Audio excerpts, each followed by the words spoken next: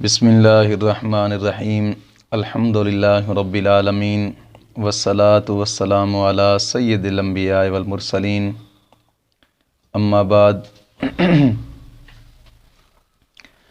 دوستو،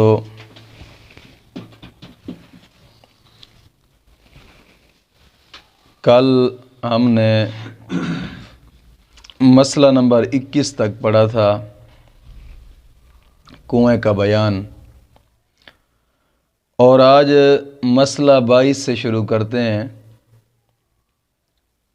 پہلا مسئلہ یہ ہے، کل جو مسئلہ ہم نے پڑھا تھا کہ سور کنویں میں گرا، اگرچہ سور کنویں میں نہ بھی مرے پھر بھی کنواں نجس ہو گیا ہے، پانی نجس ہو گیا ہے، کل پانی نکالا جائے گا کنویں سے۔ سور کے سوا اگر اور کوئی جانور کنویں میں گرا ہے، سور کے علاوہ کوئی جانور بھی اور کنویں میں گرا ہے اور زندہ نکل آیا، اس کے جسم میں نجاست لگی ہونا یقینی معلوم نہ ہو، پانی میں اس کا منہ نہ پڑا تو پانی پاک ہے، پانی میں اس کا منہ نہ پڑا پانی پاک ہے، اور نجاست بھی اس کے جسم کے ساتھ لگی ہونی معلوم نہ ہو، پانی میں اس کا منہ نہ پڑا تو پانی پاک ہے، اس پانی کا استعمال جائز ہے، مگر احتیاطاً یہ ہے کہ 20 ڈول نکالنا بہتر ہے۔ یہ احتیاطی مسئلہ ہے، احتیاط اسی میں ہے کہ 20 ڈول نکالے جائیں تو یہ زیادہ مناسب اور بہتر ہے۔ اگر اس کے بدن پر نجاست لگی ہونا معلوم ہے یقینی طور پر تو پھر کل پانی نکالا جائے گا کنویں کا۔ اگر اس کا منہ پانی میں پڑا، اس جانور کا منہ پانی میں پڑا ہے، تو اس کے لعاب اور جھوٹے کا جو حکم ہے وہی حکم اس کے پانی کا ہے، یعنی اس کا لعاب اگر پاک ہے تو پھر پانی بھی پاک ہوگا، اگر اس کا لعاب ناپاک یا مشکوک ہے تو پھر کل پانی نکالا جائے گا۔ ان کے جھوٹوں کا بیان، انسان کا جھوٹا، جانور کا جھوٹا، کس جانور کو جھوٹا پاک ہے، کس جانور کا جھوٹا ناپاک ہے، یہ تو آگے والے سبق میں آئے گا، لیکن یہاں پر صرف اتنی جزئی معلوم کر لیجئے گا کہ اگر جھوٹا ناپاک ہے یا مشکوک ہے تو پھر کل پانی نکالا جائے گا۔ اگر جھوٹا مکروہ ہے تو جیسے چوہے وغیرہ کے جناب علی 20 ڈول، مرغی چھوٹی ہوئی جو گھروں میں رہتی ہے، جناب علی گھروں میں مرغیاں پالتے ہیں لوگ، یہ مرغی جو ہوتی ہے چلتی پھرتی باہر بھی جاتی ہے، کہیں گند کھاتی ہے، کہیں گند میں منہ مارتی ہے، اس طرح کی جو چھوٹی ہوئی مرغی ہوتی ہے، اگر وہ چلی جائے تو پھر 40 ڈول نکالنے پڑیں گے، اور جس کا جھوٹا پاک ہے اس میں بھی 20 ڈول نکالنا بہتر ہے۔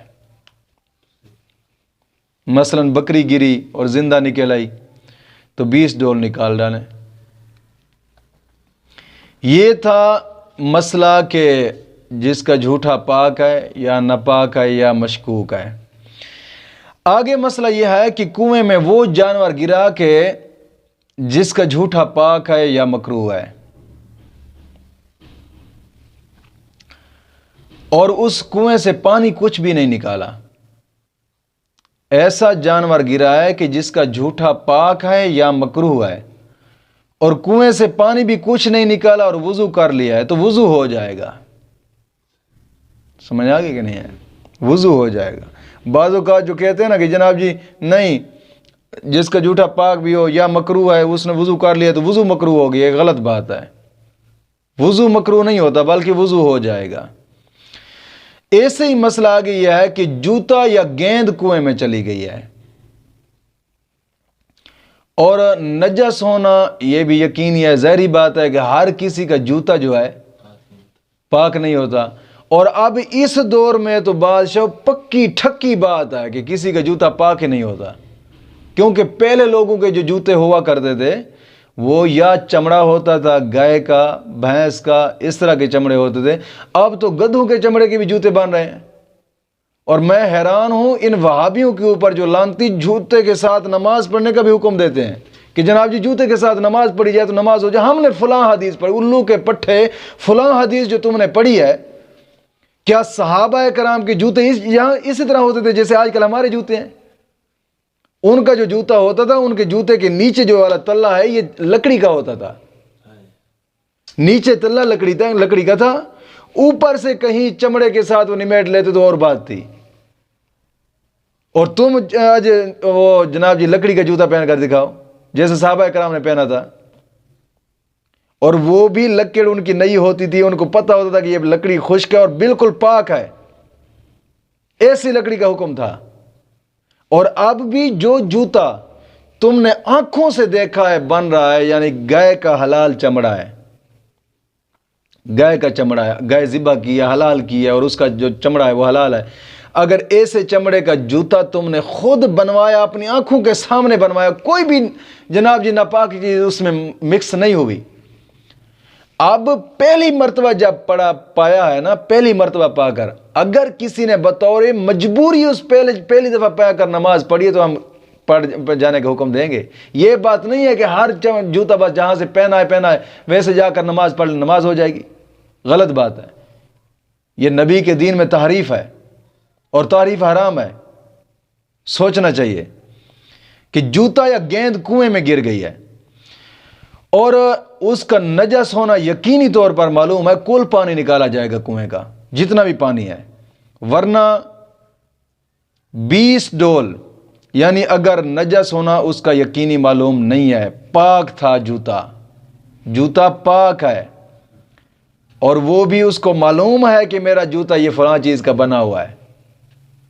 ہاں یہ یاد رکھیے گا, کیونکہ آج کل کے جو جوتے, کئی ایسے جوتے بھی ہیں جو کافروں کے ملک سے آتے ہیں, وہ خنزیر کے چمڑے سے بنا رہے ہیں, کیونکہ باہر ملکوں میں تو کافر تو خنزیر کھاتے ہیں. امریکہ میں تو ان کے فارم بنائے جاتے ہیں, جیسے پاکستان میں مرغیوں کے فارم ہے یا ڈنگروں کے فارم ہے, وہاں خنزیروں کے فارم ہے, اور ان فارموں کو وہ ذبح کر کے جناب جی کھا پی رہے ہیں ان خنزیروں کو, اور ان کے چمڑے سے وہ جوتے بھی بنا ڈالتے ہیں. اور وہی باہر کا جوتا جب پاکستان میں آیا, تمہیں کیسے پتا ہے کہ وہ جوتا پاک ہے؟ اور خنزیر کا تو چمڑا ایسا ہے کہ وہ کسی ذریعے پاک ہی نہیں ہو سکتا, کیسے پاک کرو گے خنزیر کے چمڑے کو؟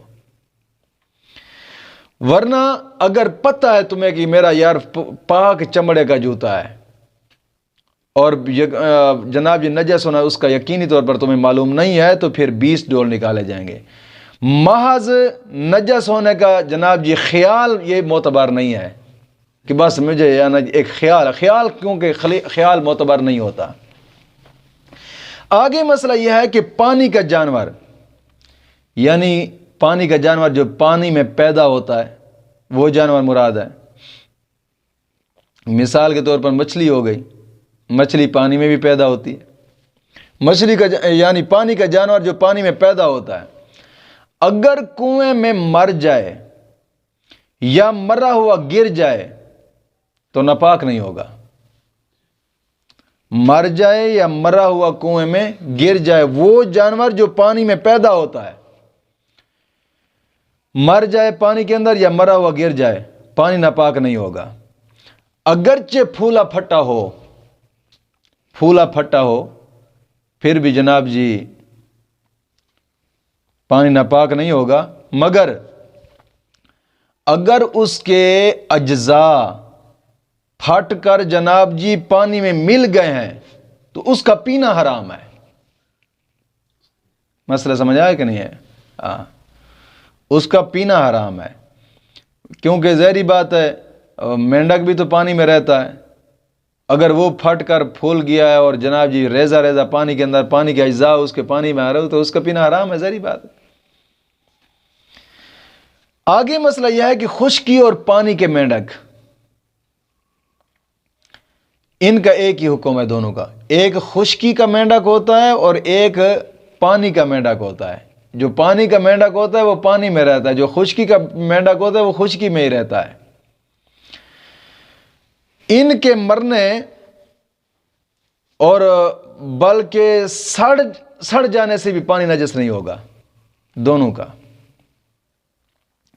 اگر جنگل کا بڑا مینڈک ہے جو بڑا مینڈک ہوتا ہے جنگلی مینڈک، اس میں جو خون ہوتا ہے وہ بہنے کے قابل ہوتا ہے. اگر جنگل کا بڑا مینڈک ہے جس میں خون بہنے کے قابل ہے تو پھر اس کا حکم چوہے کی مثل ہے. اور جنگل کا مینڈک ہوتا ہے اور ایک ہوتا ہے پانی کا مینڈک. دو مینڈک ہوتے ہیں.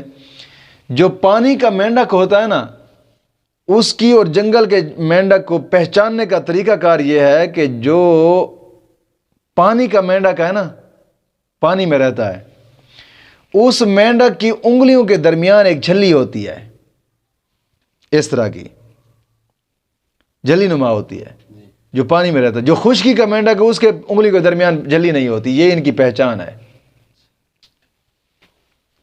پہچان سمجھے نا، خشکی کا مینڈک اور پانی کا مینڈک. دوسری بات یہ ہے کہ خشکی کا جو چھوٹا مینڈک ہوتا ہے نا، اس میں خون چلتا نہیں ہے. جو بڑا مینڈک ہوتا ہے اس میں خون پہنے کے قابل ہوتا ہے اکثر طور پر. اور یہ جو خشکی کا مینڈک ہے، اسی کے بارے میں شعبدہ بازی جو کتابیں ہوتی ہیں ان میں لکھا ہوتا ہے کہ یہ جو خشکی کا مینڈک ہے نا، اس کا چمڑا اتار کر اگر جسم کے کسی کونے پر بھی رکھ دیا جائے اور اس کے اوپر آگ جلائی جائے تو آگ جسم کو نہیں لگتی. یہ بزرگوں کی کئی کتابوں میں لکھا ہوا ہے. یعنی حرز سلیمانی میں بھی یہ شعبدہ بازی کے بیان میں جو نا یہ لکھا ہوا ہے کہ خشکی کا جو مینڈک ہے اس کا چمڑا اگر پاؤں کے تلیوں کے اوپر جناب جی بالکل چمیٹ دیا جائے تو آگ کے اوپر چلتے جاؤ آگ نہیں لگے گی. یہ میں نے فیصل آباد میں ایک دیکھا تھا، ایک آدمی کو، وہ اپنے آپ کو پیر کہتا تھا، ننگے پاؤں چلتا رہتا تھا، اور حالانکہ نہ ہی اس کی کوئی نماز تھی، بھنگ چرس بالکل ٹکا کے پیتا تھا. لیکن 11ویں والے دن وہ یہ شعبدہ بازی کرتا تھا. اب مجھے یاد آتا ہے بھئی یار وہ آدمی ایسا کرتا ہو، کیونکہ اس وقت ہم پریشان ہوتے تھے. کہتے تھے کہ 11ویں والے دن جناب جی آگ 11ویں والے کے نام پہ جلتی ہے، اور جناب جی پھر دیگ پکتی ہے. دیگ کے بعد جو انگارے ہوتے ہیں، انگارے رکھ دیے جاتے ہیں، اور وہ بابا پورے 5 منٹ انگاروں کے اوپر کھڑا رہتا ہے. دمال پانا ویکھے؟ ہاں، ایسے جڑے شعبدے باز پیر ہیں نا، جنہوں نے ویکھو کہ تسی وہ آگ دے چل رہے ہیں، سمجھ لو کہ انہاں کسے نہ کسے سیڈ تو جناب جی اس خشکی مینڈک ہے جنہاں چمڑا انہوں نے منگایا ہوا ہوتا ہے. یہ آگ کے اوپر چلنا کہ ان کی صداقت کی علامت نہیں ہے. شریعت مطہرہ کے اوپر چلنا یہ صداقت کی علامت ہے. جو شریعت کے اوپر چلتا ہے، شریعت کے اوپر بالکل نہیں چلتا. اگرچہ میں کہتا ہوں ہواؤں میں اڑتا ہوا نظر آئے تب بھی پیر نہیں ہو سکتا، کیونکہ ہوا میں اڑنا کوئی کمال نہیں ہے. مکھی بھی اڑتی ہے، مچھر بھی اڑتا ہے، کوا بھی اڑتا ہے. کیا کہیں گے ان کا کمال ہے جناب؟ کوا پھر کمال کا ولی ہو گیا ہے. کوا کوئی ولی تو نہیں ہے لیکن ہوا میں چلتا ہے. اس کو شریعت مطہرہ کے کنڈے پہ تولو. اگر وہ شریعت کے کنڈے پر پورا اترتا ہے سمجھ لو رب کا ولی ہے. ورنہ بھنگی چرسی سگریٹ ہے جتنے بھی شرابی ہیں، کوئی ایسا ولی نہیں ہو سکتا. یہ شعبدے بازیاں نہیں نہ دیا مشتاق بھائی، یہ شعبدے بازیاں نہیں نہ دیا. آگے مسئلہ یہ ہے کہ جس جانور کی پیدائش پانی کی نہ ہو لیکن پانی میں رہتا ہے، پیدائش پانی کی نہیں ہے لیکن پانی میں رہتا ہے، جس طرح کہ بطخ ہو گیا، پانی میں رہتا ہے لیکن اس کی پیدائش پانی کی نہیں ہے، اس کے مر جانے سے پانی نجس ہو جائے گا. اگر یہ پانی میں مر گیا تو پانی نجس ہو جائے گا. آگے مسئلہ یہ آگے والا جو مسئلہ ہے نا، میں اسے تحریف شدہ مسئلہ کہوں گا. یہ مسئلہ دعوت اسلامی والوں نے کتاب جو لکھی ہے چھاپی ہے نا بہار شریعت، انہوں نے یہ مسئلہ لکھا ہے. لیکن جو پرانی بہار شریعت ہے اس میں یہ مسئلہ نہیں ملتا، کیونکہ میرے پاس وہ پرانی بھی ہے اور یہ نئی بھی ہے. انہوں نے نئی جو بہار شریعت ہے نا اس میں یہ مسئلہ لکھا ہے، لیکن وہ مسئلہ میں لفظاً طور پر پڑھتا ہوں پھر اس کا میں تبصرہ کرتا ہوں اس کے اوپر، کہ بچہ یا کافر نے، انہوں نے مسئلہ لکھا ہے کہ بچہ یا کافر نے پانی میں ہاتھ ڈال دیا. اگر ان کے ہاتھ کا نجس ہونا معلوم ہے جب تو ظاہر ہے کہ پانی جناب جی نجس ہو گیا، ورنہ پانی نجس نہیں ہے. یعنی کافر اگر پانی میں ہاتھ ڈالے تو پانی نجس نہیں ہے، مگر دوسرے پانی سے وضو کرنا بہتر ہے، انہوں نے لکھا ہے۔ یعنی کافر پانی میں ہاتھ مارے تو پانی نجس نہیں ہے، لیکن پیچھے والا جو مسئلہ کل کے سبق میں گزرا تھا نا، کہ جو جناب علی اس مصنف نے محمد امجد علی اعظمی صاحب نے بار شریعت میں جو لکھا ہے پیچھے والا مسئلہ، کہ کافر کا مردہ اگر اس کو 100 بار بھی غسل دیا جائے، 100 بار بھی، پھر بھی وہ پاک نہیں ہو سکتا، ناپاک ہی ہے، لعنتی۔ اس کی انگلی پانی میں چلی جائے یا ناخن چلی جائے پھر بھی پانی ناپاک ہے، کل پانی نکالا جائے گا۔ انہوں نے مسئلہ یہ لکھا ہے، لیکن دعوت اسلامی والوں نے آگے سے تعریف کر کے 6 7 8 مسئلے چھوڑ کر آگے مسئلہ انہوں نے پھر یہ وہ نرمی اختیار کی ہے، تاکہ ماما ہے نا ساڈا انہوں رستہ مل جاوے۔ انہوں نے تاں کر کے لکھا ہے کہ کافر نے اگر پانی میں ہاتھ ڈالا ہے تو پانی ناپاک نہیں ہوگا۔ کیوں بھائی؟ کافر تو ہے ہی نجس، سور تو ہی بدتر ہے، کنجر۔ اولئک کالانعام بل ھم اضل۔ اللہ فرماندے یہی لوگ ہیں جڑے جانوراں تو زیادہ بدتر ہیں، تے جانوراں دے وچ سور ہے، سور تو بدتر اینو کافر نو آکھیا گیا ہے۔ تے جیڑا سور پانی دے نال مس ہو جاوے تے پانی ناپاک ہوگا، جے کافر وچ ہاتھ مارے تے پانی ناپاک نہیں، تو عقل کتھے گئی ہے یار؟ گل سوچن والی نہیں۔ سور پانی دے نال مس ہو جاوے تے پانی سارے دے سارا ناپاک ہے، کافر دا ہاتھ چلا جاوے تو جناب جی پانی ناپاک نہیں ہوندا۔ یہ مسئلہ بالکل نہ من گڑا تو نواں مسئلہ لکھیا ہے انہیں بہار شریعت، جی پرانی بہار شریعت ہے، علماء کرام نے جڑے محنت کر کر کے لکھے نے، یہ مسئلہ اس بہار شریعت نہیں ہے، انہیں تعریف کی تھی ہے، نواں مسئلہ اپنے طرف من گڑت کی نہ کر کے لکھیا ہے۔ کیوں؟ پرانے علماء کرام دی محنت نے پانی پھیر دیتا ہے یار، رات دن ایک کر کے انہیں بہار شریعت لکھی، کتنی محنت کر کے انہوں نے جدوں بہار شریعت لکھ رہے سن وہ حالات تے پڑھو انہوں دے، 1 منٹ دا انہوں کو ٹائم نہیں سی، 1 منٹ دا، تے جناب جی مشکلات دے وچوں گزر کے ساڈے تک دین پہنچا کے گئے نے، جیڑی ساڈے تک امانت پہنچا کے گئے نے، کم از کم امانت دی خیانت نہ کرو، اسی طرح امانت اگے پہنچا دو۔ اگر چھاپنا چاہتے بھی ہوئے اپنے دعوت اسلامی دے مکتبے تو کم از کم اسی طرح تو پہنچاؤ جس طرح علماء کرام لکھ گئے ہیں۔ وچ نواں من گڑت مسئلہ لکھنے کی ضرورت ہے۔ پیچھے حالانکہ علماء کرام لکھ رہے ہیں کہ کافر دا ناخن بھی پانی دے نال ٹچ ہو جائے تو پانی ناپاک ہے۔ امجدی صاحب لکھ گئے ہیں، امجد علی اعظمی صاحب، اور اے جناب جی اگے اپنے طرف لکھ دے پے کافر دا ہاتھ بھی چلا جائے تو پھر بھی پانی ناپاک نہیں ہوندا۔ کیوں بھائی؟ ہوں میں اگے کچھ نہیں آدا، جی ہاں جی ہاں نہیں میں کچھ نہ آدا۔ اگے مسئلہ یہ ہے کہ جن جانوروں میں بہتا ہوا خون نہیں ہوتا، کیونکہ ہوں میں کچھ آکھاں تو مخالف تھی وینن، ہاں حق کڑوا لگتا ہے نا، حق کڑوا لگتا ہے۔ سچی گل آکھو تو جناب جو بات پہلے جس طرح دھمکیاں آوے سن، اسا پرچہ کر دینا، اسا یہ کر دینا، اسا وہ کر دینا، کون بندہ انہاں نال متھا لاوے؟ میں جان چھڑاؤ اپنے تے سیڑ تے یار کو دین بیان کرو، جے انہاں پیسہ لاؤنے ساڈے کول اتنا پیسہ کوئی نہیں۔ جن جانوروں میں بہتا ہوا خون نہیں ہوتا، آگے کا مسئلہ یہ ہے، جیسے مچھر ہو گیا، مچھر میں بہتا ہوا خون نہیں ہوتا، یا مکھی ہو گئی، ان کے مرنے سے پانی نجس نہیں ہوتا۔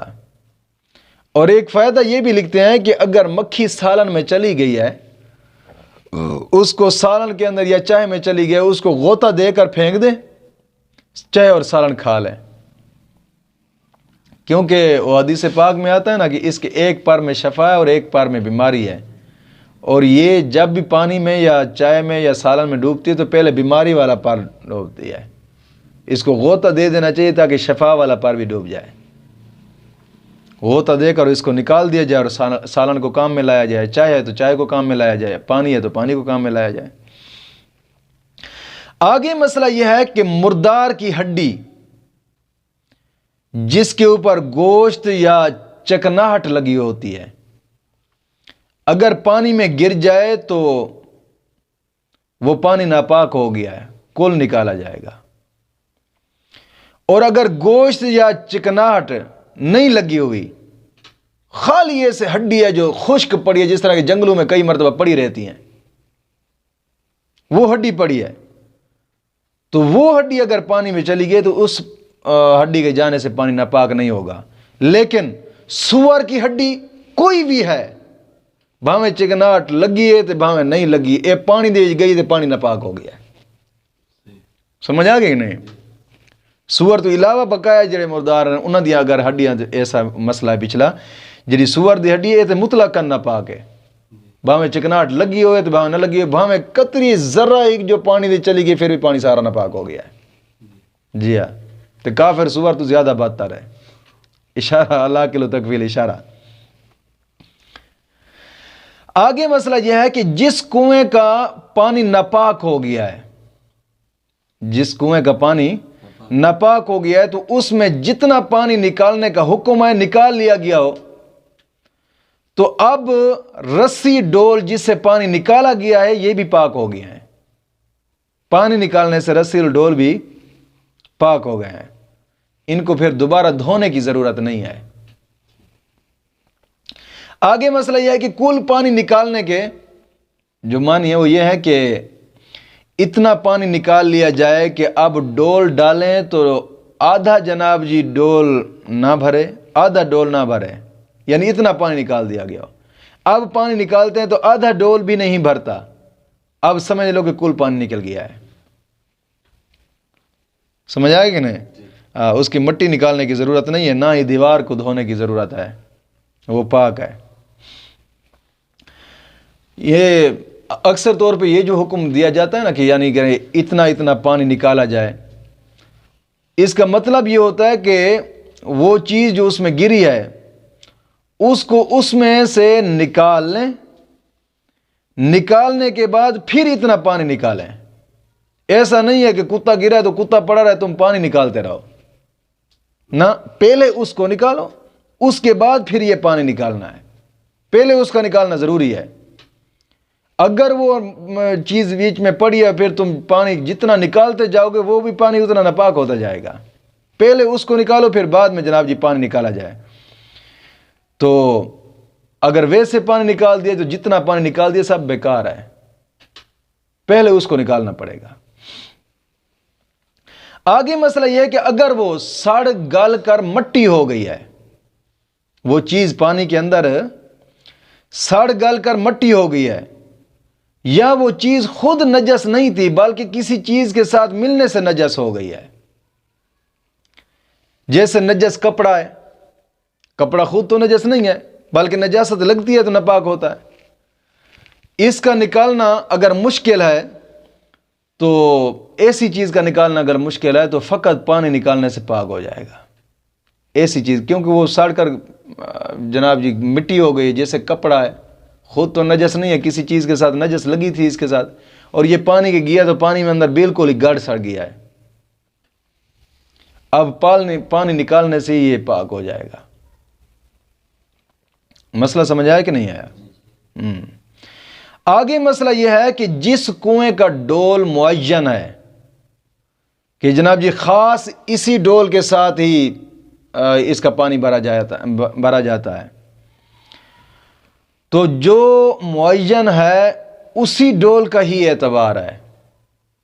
ایسا نہیں ہے کہ جناب یہ ڈول چھوٹا ہے وہ بڑا ہے، وہ دوسرا اس سے بھی بڑا ہے، وہ دوسرا اس سے بھی بڑا ہے، نہ، جو جس کنویں کے لیے ڈول معین ہے اسی ڈول سے ہی اس کنویں کا پانی اتنا نکالا جائے گا، چھوٹے بڑے کا کوئی لحاظ نہیں ہے۔ اگر اس کا کوئی خاص ڈول معین نہیں ہے، کوئی کنویں ایسے ہیں کہ جن کا کوئی خاص ڈول معین نہیں ہے، مثال کے طور پر کئی کنویں ایسے کہوٹا کے علاقے میں پائے جاتے ہیں، یعنی لوگ کنواں ہوتا ہے کنویں سے پانی بھر کر لاتے ہیں، کوئی کنویں ایسے بھی آتے ہیں کہ ہر جو بھی پانی بھرنے کے لیے جاتا ہے وہ اپنا ڈول ہی لے کر جاتا ہے، یعنی ڈول معین نہیں ہے کسی جگہ کا، تو اس میں سے اگر کوئی ایسا ڈول ہے کہ جس میں ایک سا پانی آ جاتا ہے، ایک سیر آ جاتا ہے پانی کا، تو اس ایک سیر والے ڈول سے نکالا جائے تب بھی مکمل ہو جائے گا، صحیح ہے مسئلہ، بات سمجھ آ گئی کہ نہیں؟ پھر بھی پانی پاک ہو جائے گا۔ آگے مسئلہ یہ ہے کہ ڈول جو ہوتا ہے نا، ڈول یہ بھرا ہوا نکلنا یہ ضروری نہیں ہے. کبھی کبھار ایسا ہوتا ہے ڈول جب بھرو گے تو وہ اچھلتا ہے پانی، کبھی ادھر گرتا ہے کبھی ادھر گرتا ہے. دیکھا جائے گا کہ جو ادھر ادھر گرا ہے اس سے زیادہ ڈول میں آ رہا ہے یا نہیں. اگر اس سے زیادہ ڈول میں آ رہا ہے بس وہی ہے، اسی کو گنتی کیا جائے گا. جو گر گیا اس کی ضرورت نہیں ہے، زیادہ پانی کا یہ اعتبار کیا جائے گا. مسئلہ